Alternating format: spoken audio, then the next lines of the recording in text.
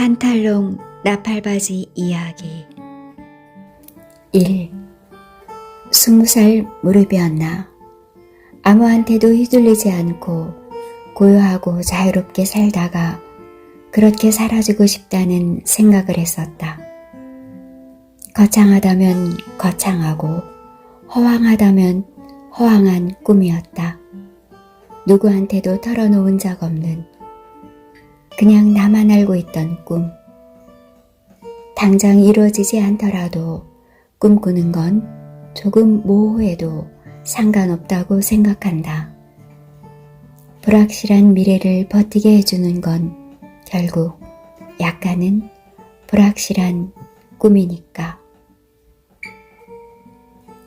삶이 어떤 구체적인 설계 위에서 굴러가야 한다는 말도 맞다. 나도 그 정도는 안다. 옷 한 벌을 만들 때도 스케치부터 재단, 재봉까지 세세한 과정이 뒤따라야 한다. 모래 위에 집을 지을 수는 없다.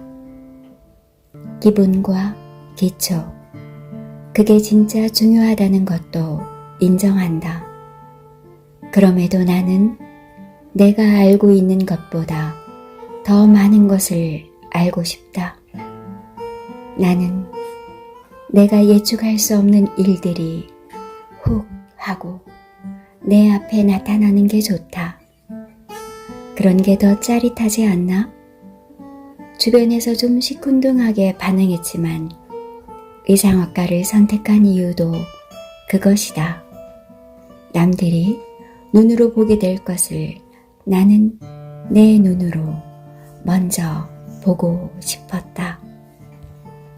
2. 패션 디자이너. 한 폭의 옷감을 자르고 붙여서 옷감이라는 납작한 벽면을 입체로 만드는 사람. 그 속에 몸뚱이와 팔과 다리를 넣고 누워있던 옷감을 일으켜 세워 앞으로 걸어가게 하는 사람. 3. 최신 트렌드에 맞는 옷. 나도 물론 입고 싶다. 다만 나는 단순히 내 몸을 끼워 넣기 위해 옷을 선택하지는 않는다. 옷은 자루나 에코백이 아니다. 내가 자루에 담기는 쌀알이 아니고 에코백에 담는 핸드크림이 아닌 것처럼 내가 선택해서 입는 모든 옷은 내 몸을 찾아온 옷이다. 멀리서 나를 방문한 손님 같은 옷. 나한테서 와서 옷은 나 자신이 된다. 그때부터 나는 옷과 함께 외출하고 밥을 먹고 잠을 잔다. 옷과 함께 내가 누구인가를 묻는다. 4. 나는 의류 디자인 회사를 10년 다니다 그만두고 넉 달 동안 백수로 지냈다. 35살 꽃피는 봄에 대학원 생활을 시작했다. 대학원에서의 첫 번째 과제는 가족 구성원 중 할아버지나 할머니 한 사람에 대해 쓰라는 것이었다. 엉뚱했다. 의상학과 대학원에서 장문 연습을 하라는 건가? 하고 다들 입술이 뾰루퉁해졌다. 할아버지나 할머니가 입던 의복의 변천 과정을 반드시 넣어야 한다는 조건이 덧붙였다. 그분이 살아온 시간을 연보 형태로 먼저 작성하고 그 연보를 바탕으로 가능하면 세세한 사실을 취재해서 써야 했다.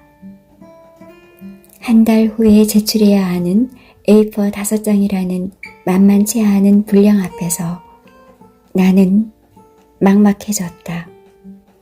그 시시콜콜한 것을 왜 그렇게 길게 써서 내야 되지? 뒤늦게 공부를 다시 시작한 것은 흥분되는 일이었으나 과제는 버겁기만 했다. 5. 나는 할머니가 없다. 할아버지는 내가 초등학교를 들어가기 전에 돌아가셨고, 아버지는 평소에 자신을 낳아준 어머니에 대해 일절 입에 올리지 않았다. 내가 할머니에 대해 물으면 겨우 한마디로 답했을 뿐이다. 옷을 잘 입는 기품 있는 분이셨어. 할머니는 우리 가족사에서 철저하게 배제된 분이었다. 나는 할머니에 대해 궁금해하지 않았던 내 태도를 자연스러운 일로 여기며 자라왔다. 아버지와 배다른 형제 자매가 5이나 되었고 13명이나 되는 손아래 사촌들의 응석을 받아주는 일만 해도 적지 않게 힘겨웠으니까. 내 할머니는 일찍이 우리 가족의 울타리를 떠난 분이었다. 나는 뒤늦게야 알았다. 오랫동안 할머니가 우리 가족에게서 분리되어 있었다는 것을. 6. 아버지는 지갑에 끼어든 무언가를 꺼냈다. 아기 손바닥만 했다. 그것은 할머니의 흑백 사진이었다. 젊은 할머니는 판탈록 나팔바지를 입고 굽이 높은 구두를 신고 있었다. 꽉 재는 허벅지를 따라 내려오면 무릎 아래로 바지 아랫단이 나팔 형태로 퍼지는 차림. 그 젊은 여성은 이마가 나처럼 넓었다. 나팔바지의 거침없는 선과 자유로운 펄럭거림 때문이었을까. 한쪽 다리를 앞으로 내밀고 허리에 손을 얹고 있는 포즈는 자신만만하고 당당해 보였다. 그의 얼굴은 마냥 행복한 표정을 하고 있었다. 아마 30대 중반쯤일 거야. 아버지는 할머니에 대해 말해달라고 조른 나를 물리치지 못하고 하나씩 기억을 재생해냈다. 하도 오래된 옛날의 일이라 가끔 말을 더듬거리기도 했다. 나는 스마트폰의 녹음 기능을 켰다. 5살 때 헤어져 소식을 모르다가 21살에 편지 한 통을 받았어.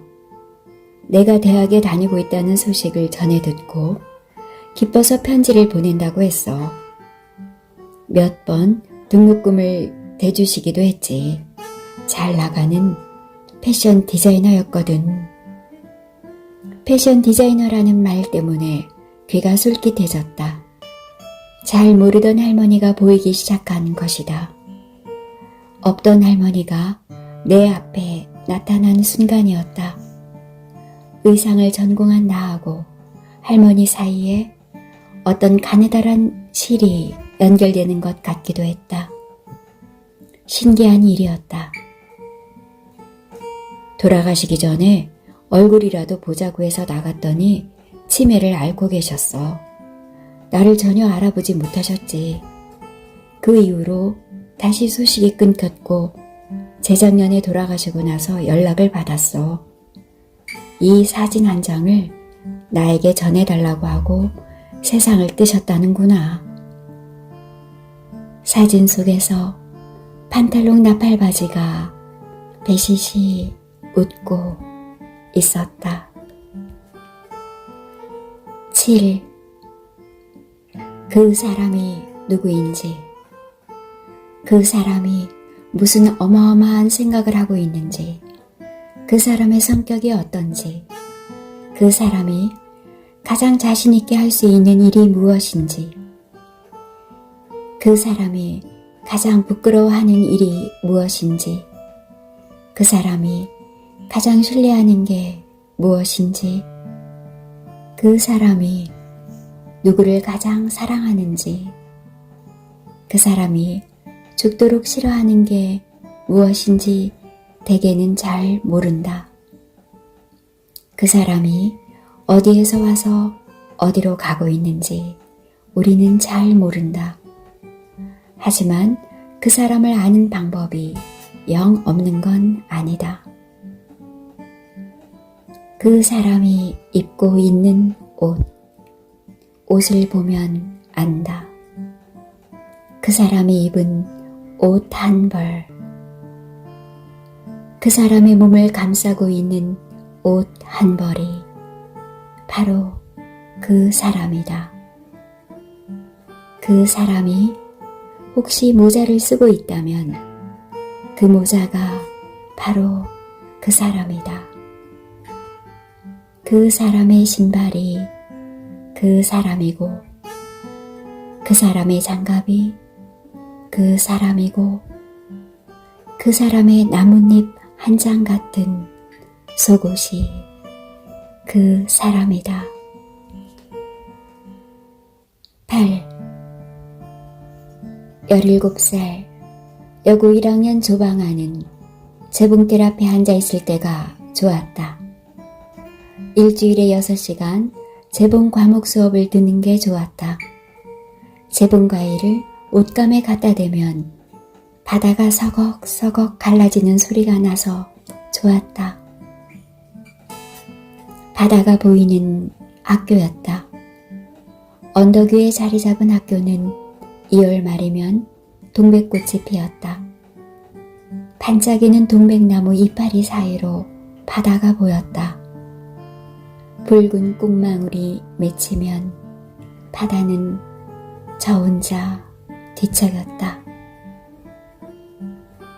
재봉틀을 손으로 돌릴 때 바늘은 옷감에 가지런하게 길을 냈다.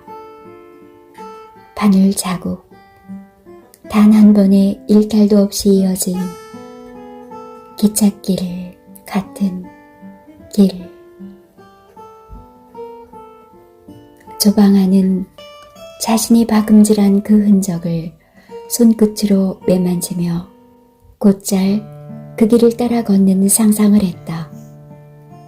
옷을 잘 만든다는 선생의 칭찬 때문에 우쭐했던 건 아니었다. 누구나 입고 싶어하는 자신만의 옷을 누구와도 다른 방식으로 만들고 싶었다. 옷에 발을 달면 옷이 걸어갈 수 있게, 옷에 입을 달면 옷이 소리칠 수 있게. 9. 1941년 일본인 아이들이 다니는 마산고녀에 들어가려면 성과 이름을 일본식으로 바꾸어야 했다. 새로운 성씨를 만들고 이름을 바꾸지 않으면 입학이 허용되지 않았다. 하만 조씨 집안에서 창씨 개명을 할 때는 성씨로 하만의 일본식 표기 미나야스를 주로 사용했다. 모두 편안하다는 뜻. 여기에 방아의 이름을 따 유시에를 붙였다. 그리하여 조방아는 입학하자마자 미나야스 유시에가 되었다. 고녀를 졸업할 즈음 미나야스 유시에는 혼자서 원피스 한 벌을 완성할 수 있는 기술을 터득하게 되었다. 디자인도 바느질도 거의 완벽했다.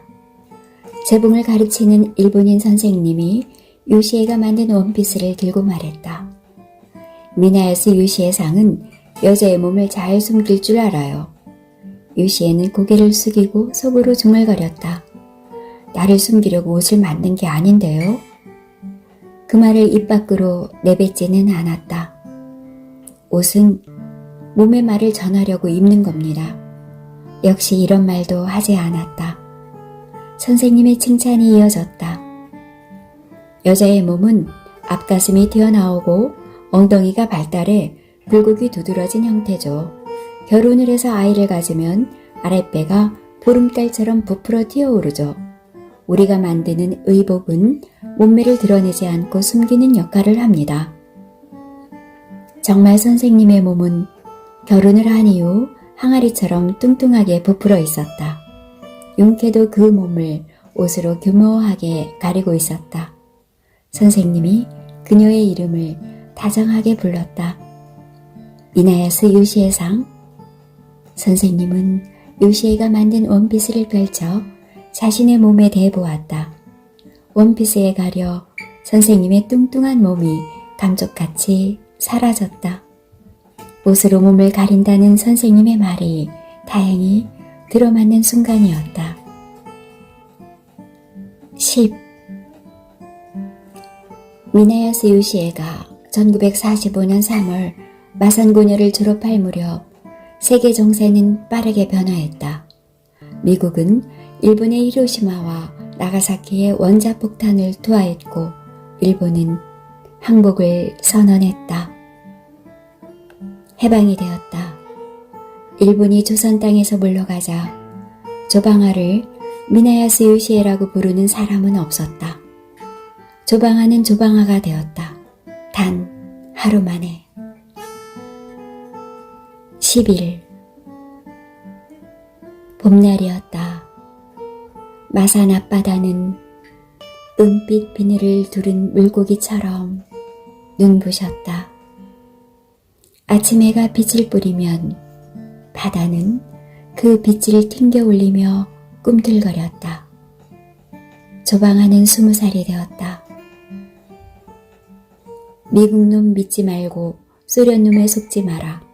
일본놈 일어나고 대놈 대나온다. 한 무리의 아이들이 노래를 부르며 해변을 달려갔다. 그날 오후 해변에서 산책을 마치고 돌아오자 한복을 차려입고 머리를 쪽진 낯선 여인이 대문을 빠져나가는 게 보였다. 어머니가 방아를 불러앉혔다. 너에게 혼사가 들어왔어. 저 밀양에서 중매쟁이가 다녀갔다. 장래에 내가 공부하고 싶으면 공부하게 해주고 일을 하고 싶으면 얼마든지 뒤를 봐줄 수 있는 집안이래. 한 달 후 밀양에서 신랑이 될 남자가 왔다. 26살 안우석이라 했다. 그는 아이보리색에 가까운 다리지 않은 흰 아이셔츠를 입고 헐렁한 바지로 서 있었다. 말수가 적은 남자였다. 쌍꺼풀 진 눈을 이따금 꿈뻑거렸고 눈썹이 길고 짙었다. 조방아는 두려웠지만 설렜다. 12. 뒤뜰로 난 창을 여는 일이 많아졌다. 뒤뜰에는 큰 동백나무가 한 그루 있었다. 동백나무는 꽃망울을 움켜쥐고 있다가 숨겨둔 비밀을 한순간 폭발적으로 공개하듯이 꽃을 피웠다. 밤에 잠이 들었는데 누군가 창을 두드리는 소리가 났다. 조방아는 화들짝 깨어 창문을 열었다. 아무도 없었다. 어둠 속에서도 동백나무 잎사귀는 은은하게 빛을 토해냈다. 그렇다면 동백나무가 창을 두드렸던 것일까? 나무가 어떻게 창가까지 걸어왔던 것일까? 서로 나무가 걸어왔다고 하더라도 나무를 방으로 불러들일 수는 없었다. 13. 나무와 꽃을 방에 들일 방법이 없는 건 아니었다. 조방아는 어머니에게 신거 재봉틀이 필요하다고 말했다. 어머니는 지체하지 않고 재봉틀을 구입했다. 그날부터 시댁에 혼수로 가져갈 옷을 밤낮으로 만들었다. 시부모가 입을 한복을 한 벌씩 만들었고 회떼보, 이불보, 이불릿, 베갯닛도 만들었다. 회떼보와 베갯닛에는 동백꽃을 수놓았다. 하얀 천에 붉은 동백꽃을 수놓으면 동백꽃은 천지에 내린 하얀 눈 같은 명두천을 배경으로 더욱 붉어졌다. 붉어서 손을 대면 데일 것 같은, 뜨겁게 사랑하다가 죽어도 좋을 것 같은, 사랑하다가 가무룩 잠들어도 좋을 것 같은. 동백꽃은 낙화할 때 한 송이씩 통째로 떨어졌다. 마치 투신하듯이. 주저하지 않는 꽃, 이별 앞에 미련이 없는 꽃. 14. 꿈에서 조방하는 사내를 만났다. 꿈속에서 눈이 내리고 있었다. 폭설이었다. 폭설 속에 동백꽃이 피어 있었다. 동백꽃을 입에 넣고 삼킬 것처럼 눈이 퍼붓고 있었다. 사내의 붉은 깃볼에 방아의 입술이 닿자 사내는 형체도 없이 녹아 사라졌다. 너무나 순식간에 일어난 일이라 깜짝 놀라서 잠에서 깼다. 손바닥이 축축하게 젖어 있었다. 사내의 형체를 쓸어 담으려고 했기 때문일까? 15. 어머니는 혼수를 장만하는 일은 미래를 준비하는 일이라고 말했다. 쉽게 동의할 수 없었다. 미래가 어떤 것인지 잘 가늠이 되지 않았기 때문이다. 가보지도 않고 미래를 예측하는 것은 점쟁이나 하는 짓이지. 조방아가 예측할 수 있는 일은 한 벌 옷의 미래뿐이었다. 동백꽃이 필 때 시작한 일이 석 달을 넘기고 마무리가 되었다. 조방아는 옷을 만들면서 옷감 속에 숨어 살았다.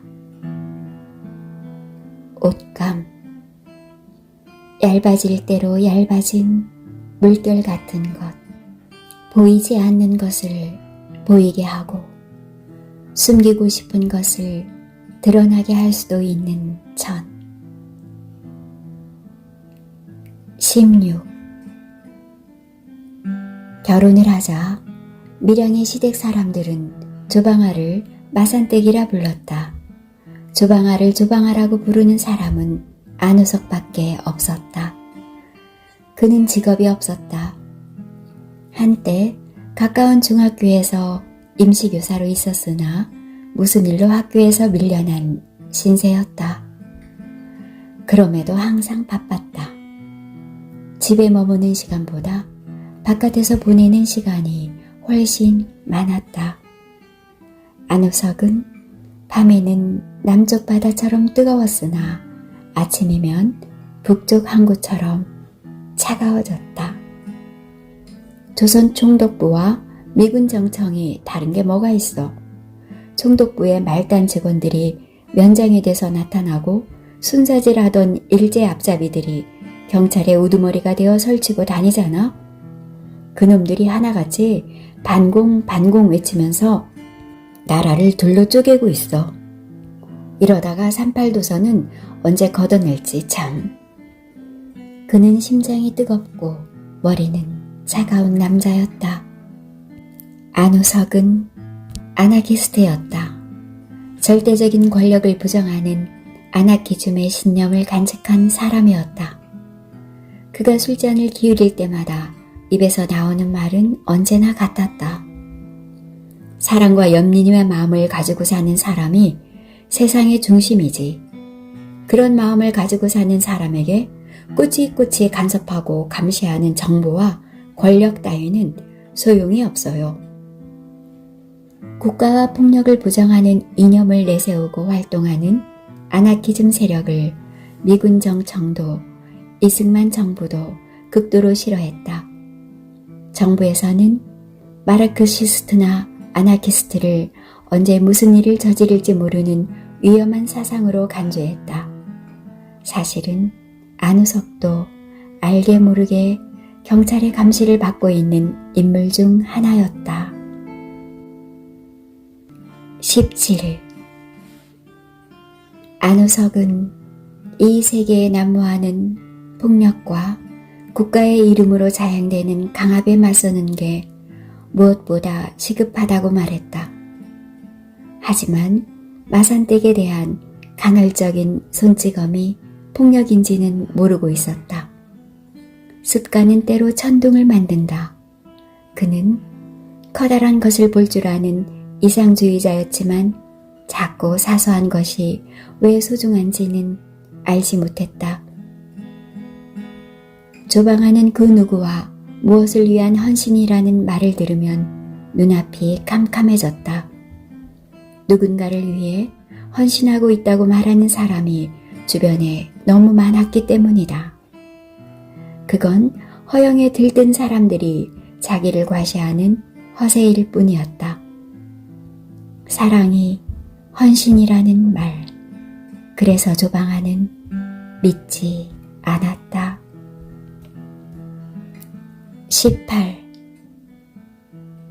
하루는 조방아에게 안우석이 물었다. 당신은 꿈이 무엇이오? 대학을 가서 공부를 더 하고 싶다는 말 대신에 이렇게 말했다. 누군가의 옷을 만들어주고 싶어요. 조방아의 눈망울이 빛났다. 저는 몸에 맞게 옷감을 가위로 자르고 재봉하는 일을 하고 싶은 게 아니에요. 조방아의 무릎을 베고 있던 오석이 그녀의 턱을 올려다보았다. 그는 그녀의 속눈썹이 파르르 떨리는 것을 보지 못하고 있었다. 우리 식구들에게 옷을 한 벌씩 만들어서 입히면 당신은 집안에서 제일 사랑받는 며느리가 되겠구려. 조방아의 생각은 달랐다. 옷은 옷감으로 몸을 가리는 일이 아니라고 생각했다. 옷을 만드는 일이 단순한 기술이 되어서는 안 된다고 생각했다. 옷감 속에 숨어있는 사람의 몸을 꺼내는 일, 그게 진정 방아가 하고 싶은 일이었다. 옷으로 몸을 덮음으로써 더 아름다운 몸을 드러나게 하는 일. 19. 의상 디자인에서 핏이라는 개념은 매우 중요하다. 핏. 단순히 옷이 몸에 맞는 정도를 넘어서 몸의 곡선과 변화를 어떻게 이해하고 반영하는가에 관한 문제다. 옷은 몸의 본능적인 신호를 읽고 그에 따라 형태를 조정해야 한다.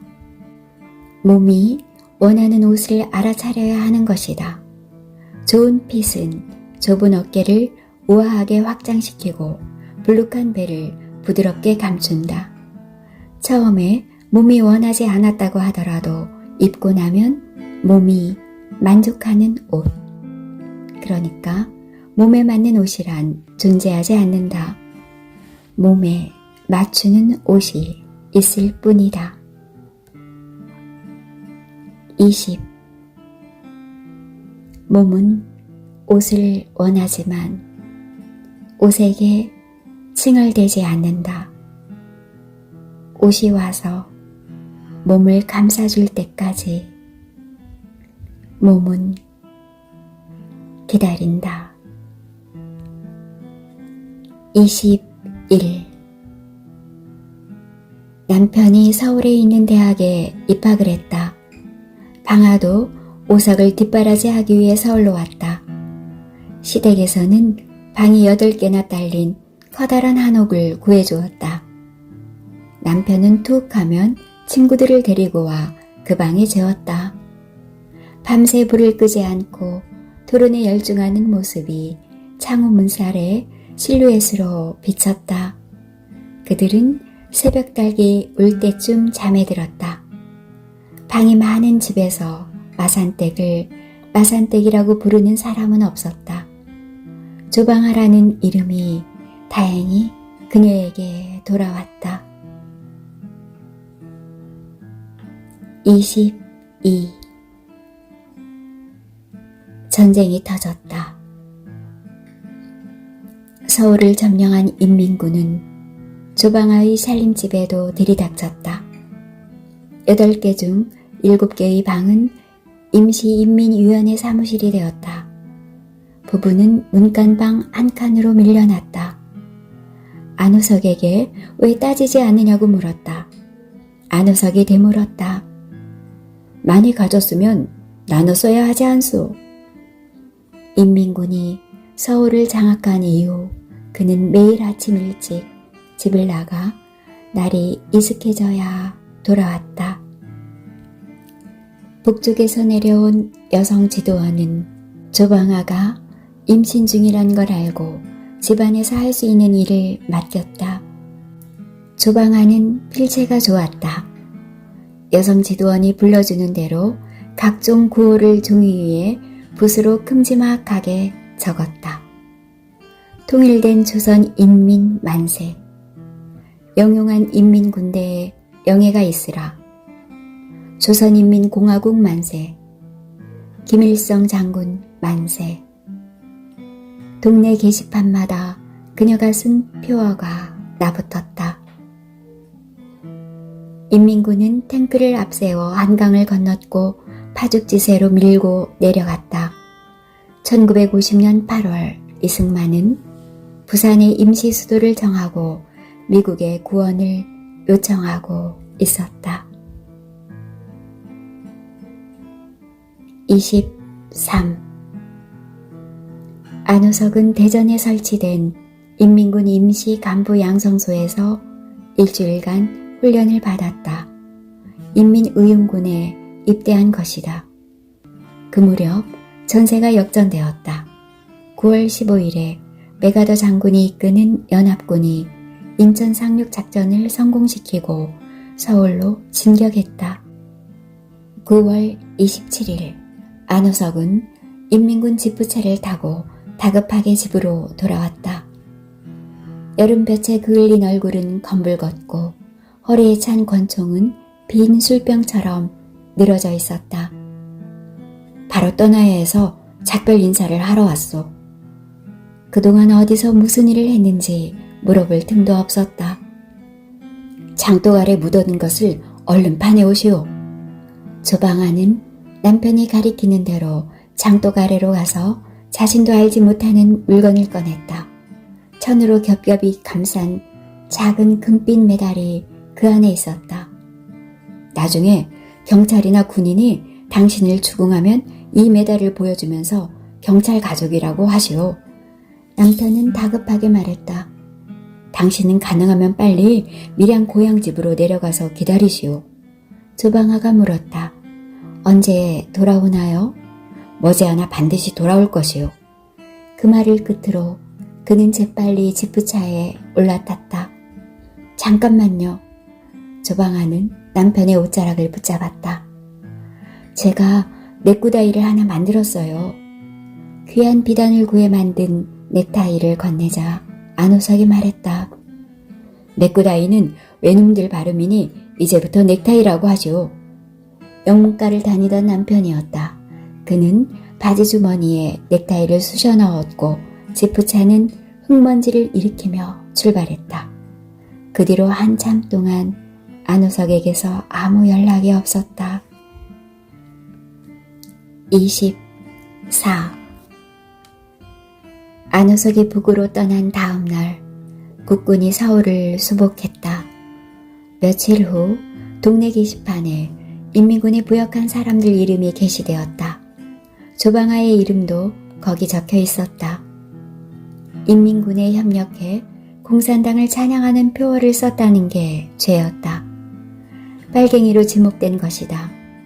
언제 잡혀가 화를 당할지 모르는 상황이었다. 조방아는 부른 배를 끌어안고 영등포 큰언니네 집으로 급히 거처를 옮겼다. 뱃속에 든 아이의 발길질이 심해졌다. 큰언니네 집으로 피신하고 나흘째 되던 날이었다. 임신 7개월. 예상치 못한 산통이 밀려왔다. 산물을 구해 출산을 기다리던 방아는 고통을 참지 못하고 그만 정신을 잃고 말았다. 뱃속에서 나오자마자 아이는 새파랗게 변해갔다. 사산이었다. 죽은 아이를 껴안고 울 틈도 없었다. 하필이면 그날 경찰이 들이닥쳤기 때문이다. 누군가 이웃에 온 낯선 사람을 신고한 모양이었다. 마룻바닥에 구두발로 들어선 경찰 앞에서 조방아는 태연했다. 남편은 전쟁터로 나갔어요. 경찰은 믿지 못하는 표정이었다. 그는 허리춤의 권총에 손을 갖다 댔다. 권총을 차고 황급히 북으로 떠난 남편이 떠올랐다. 혹시라도 누가 찾으면 이걸 보여주라고 했어요. 조방아는 담요 밑에 넣어두었던 황금빛 메달을 꺼내 경찰에게 내밀었다. 경찰은 유심히 메달을 보더니 갑자기 부둥 자세로 거수경례를 하는 것이었다. 너무나 깍듯해서 마치 연기를 하는 것 같았다. 실례했습니다. 몸 조심하십시오. 경찰이 떠난 뒤에 조방아는 땅바닥에 털썩 주저앉았다. 큰언니는 그 고마운 경찰관을 찾아 나섰다. 며칠 수소문 끝에 그를 찾은 큰언니는 경찰 가족 증명서와 여행 허가서를 들고 돌아왔다. 밀양으로 가는 길을 확보한 것이었다.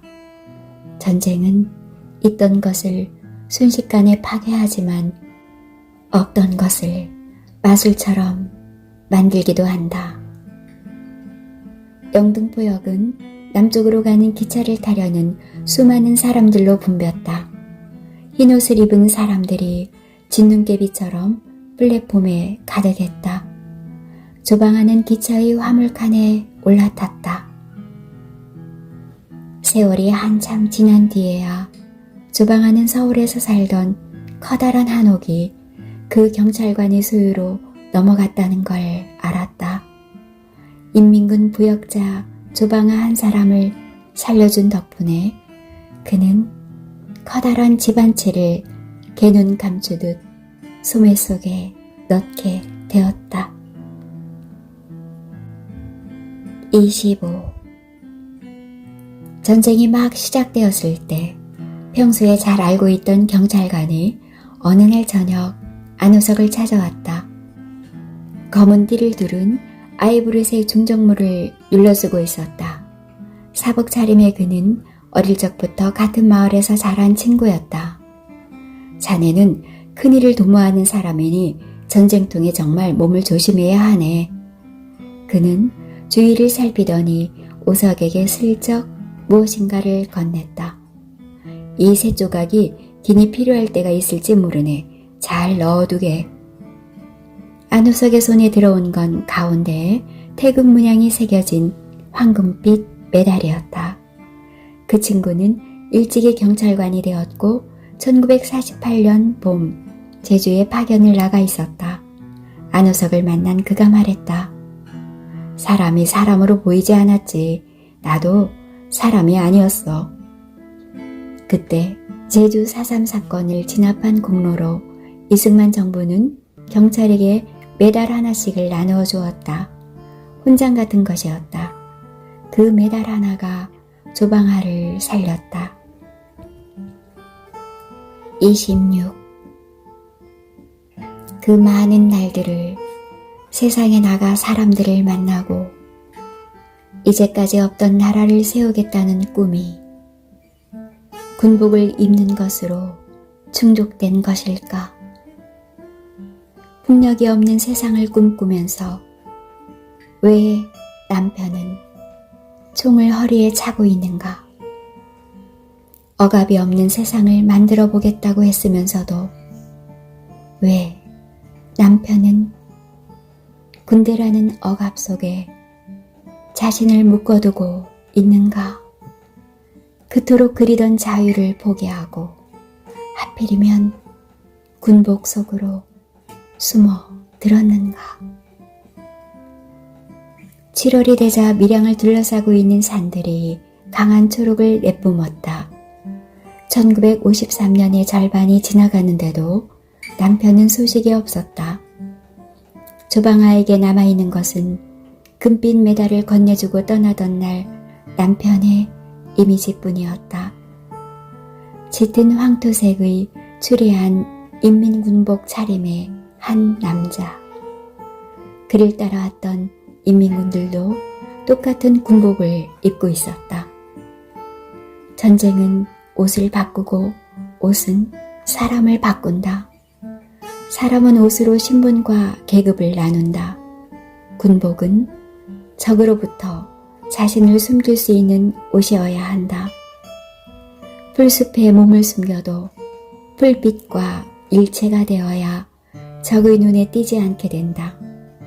조방아는 남편의 군복이 세상을 점령하고 있는 초록의 색조와 어울리지 않는다고 생각했다. 그는 정말 군복을 입고 싶었던 걸까? 조방아의 눈에 군복은 사람을 가두는 옷이었다.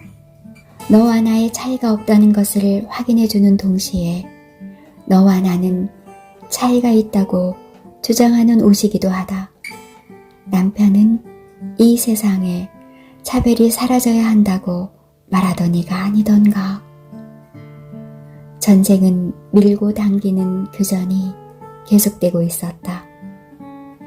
전쟁의 와중에 조방아는 신거 재봉틀이 있는 밀양으로 돌아왔지만 한 번도 재봉틀 앞에 앉지 못했다. 27. 뜻밖에도 안우석이 거제도 포로 수용소에 갇혀있다는 소식이 날아들었다. 그때부터 조방아는 시어머니와 함께 여러 차례 거제도를 찾아갔다. 1시간을 걷고 2시간 기차를 타고 그리고 2시간 버스를 타고 다시 1시간 배를 타고 갔다. 그 고된 길을 나설 때마다 시어머니는 늘 고운 옥빛 비단 한복을 차려입었다. 한복은 단아하고 정갈했다. 풍성하게 펼쳐진 치마는 그 자체로 이야기를 품은 듯했다. 한복을 만드는 일은 서양의 의복에 비해 훨씬 까다로운 작업이었다. 손끝으로 하나하나 정성껏 바느질을 해야만 비로소 형체를 갖추기 때문이다. 저고리와 치마라는 간결한 구조 속에 담긴 디자인은 눈에 띄게 단순했지만 그 안에 숨은 의미는 깊고도 고유했다. 한복은 말없이 그러나 강렬하게 내가 누구인지 또 내가 어떤 존재인지를 드러내는 옷이었다. 단아한 곡선은 품이 있는 집안의 여인임을 은근히 알렸고 그 자체로 일종의 고백이자 표식이었다. 그러나 한복은 동시에 그 안에 여인의 몸과 마음을 단단히 가두는 옷이기도 했다. 시어머니는 옥빛 한복을 입을 때면 악어 가죽으로 만들었다는 핸드백을 팔에 걸었다. 조방아가 혼수품으로 가져온 것이었다. 시어머니가 가장 아끼는. 28. 무슨 수를 써서라도 아들을 구해내고 말겠다는 시어머니의 의지는 집요했다. 시아버지는 땅 문서를 꺼내 논밭을 처분하고 돈을 마련했다. 거제도를 갈 때마다 떡을 해 방아에게 이고 가게 했다. 스님을 만나면 두 손을 모아 합장을 했고 가끔은 교회를 찾아가 목사의 옷자락을 붙잡았다. 시어머니의 바람은 매번 무너졌다. 포로 수용소에서 아들의 얼굴을 마주할 수 없었다. 인민의용군 포로에게 세상은 후의적이지 않았다. 전쟁은 38도선 부근에서 교착 상태에 빠져 있었고 어쩔 수 없이 시작된 휴전회담은 지지부진했다. 안호석이 포로 수용소에서 미군의 통역을 돕고 있다는 사실을 수소문 끝에 알게 된 것은 그나마 다행이었다. 유창한 영어 회화 실력 덕분이었다. 죽지 않으면 산다. 시어머니가 밀양의 집으로 돌아올 때마다 기도하듯 내뱉은 말이었다. 29. 남편 안호석이 거제도 포로 수용소에서 빠져나왔다.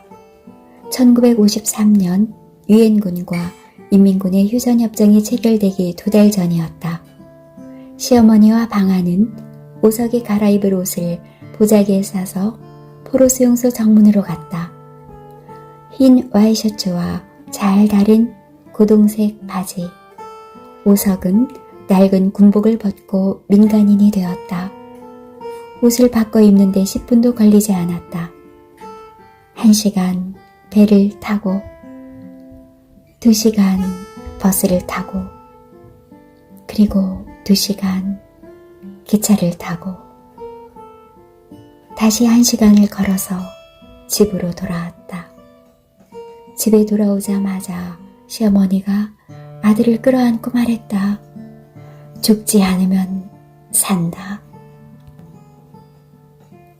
30. 포로 수용소에서 풀려나 집으로 돌아온 오석의 장단지에는 못 보던 흉터가 있었다. 총탄을 맞은 자리라고 했다. 동그란 흉터는 붉은 도장을 찍어 놓은 듯 했다. 크기는 딱 동백꽃만 했다. 결혼 전에 조방아가 혼수를 준비하며 횟대보와 백엔릿에 술을 놓았던 그 동백꽃이 남편의 장단지에 박혀 있었다. 붉게 이지러진 살갗 사이 신기하게도 노란 살이 동백꽃의 꽃수술처럼 볼록하게 돋아 있었다. 동백꽃이 아 하고 입을 벌리면 그 붉은 목구멍 속에 노란 목젖이 보이는 것처럼. 31. 평생 똑같은 옷을 몸에 걸치고 죽음을 맞이하는 사람은 없다. 계속 옷을 바꿔 입으려고 애쓰다가 결국은 늙는다. 몸에 맞는 옷을 찾다가 옷에 맞는 몸으로 변해간다. 입던 옷이 더러워지면 옷을 세탁하고 말리고 개고 다리고 옷걸이에 거는 일로 일생을 다 소비한다. 몸은 옷의 표정, 결핍처럼 쭈글쭈글해진다. 32. 전쟁 중에 사산을 하고 난 이후 조방아에게는 아이가 생기지 않았다. 시어머니는 자식복도 없는 년이라고 대놓고 구박을 일삼았다. 남편은 하루의 대부분을 방에서 누워 지냈다. 그러다 한번 집을 나가면 그의 목덜미를 받쳐주던 목침만 방 안에 뒹굴었다. 며칠씩 집을 비우는 일이 다반사였다. 어디를 다녀왔는지 묻는 일도 슬슬 지쳐가기 시작했다. 무슨 일인가를 궁리하고 도모하는 건 분명한데 그게 구체적으로 무슨 일인지는 알지 못했다. 남편이 가족에 대한 책무를 다하기 위해 돌아다니는 것 같지는 않았다. 그러던 중 하늘의 보살핌 덕분인지 기적적으로 조방아의 뱃속에 아이가 들어섰다. 1958년 조방아는 결혼한 지 10년 만에 아들을 낳았다. 33. 하루는 조방아가 안호석의 소매를 잡고 말했다. 밀양읍내에 양장점을 하나 차려주세요. 의외로 일은 순조롭게 착착 진행되었다. 시어머니는 밀양읍내에 2층짜리 일본식 건물을 구해주었다. 2돌이 넘은 아들은 시어머니가 맡아서 키웠다. 양장점은 뒷마당이 넓은 집이었다. 조방아는 1층을 양장점으로 수리하고 작업대 위에 신거 재봉틀을 올렸다. 재봉틀이 가족을 먹여 살릴 거라는 확신이 들었다. 안우석은 뒷짐을 지고 방아가 양장점을 차리는 일을 지켜보았다. 그는 빗자루 한번 들지 않았다. 그가 한 일은 딱 하나. 양장점 이름을 짓는 일이었다. 어느 봄날 간판이 내걸렸다. 가람 양장점. 남편에게 가람이 무슨 뜻이냐고 물었다. 옛날에는 강을 가람이라고 했어. 순 우리말이지. 조방 안은 가람 양장점이 더 큰 강을 이루어 흐르다가 5대양 6대주로 이어지는 바다에 이르렀으면 좋겠다는 생각을 잠깐 했다. 34. 조방아의 말은 파격적이었다. 금방 딴 오이처럼 신선했다. 어떻게 하면 나를 잘 표현할 수 있을지 생각해 보세요. 손님들은 양장점 주인의 말을 듣고 잠시 망설이기도 했지만 이내 제안을 받아들였다. 조방아의 제안에 의해 조방아의 손으로 만든 옷이 제일 예쁘다는 말이 읍내에 자자하게 퍼지고 있었다. 우아한 나비를 본 손님들은 나비가 되고 싶어 했다. 봄날이었다. 양장점은 꽃밭이었다. 35. 조방아의 양장점에서 만든 옷들은 대부분 여성들의 잘록한 허리를 부각시키는 스타일이었다. 그것은 유럽과 일본에서 한창 유행하고 있던 감각을 반영한 것이었다.